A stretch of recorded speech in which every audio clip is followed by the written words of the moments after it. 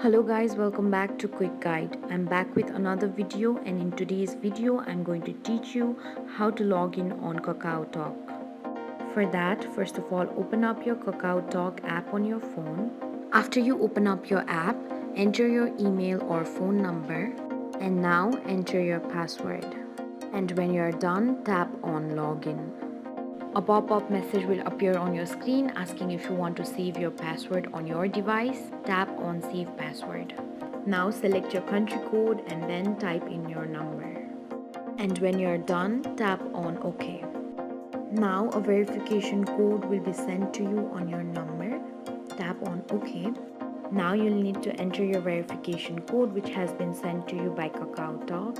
And when you're done, tap on OK. You can change your username and your display picture of your account. Then select OK. A pop-up message will appear on your screen asking if you want Kakao Talk to access your contacts. Tap on OK if you want to allow. This way you can easily log into your Kakao Talk app.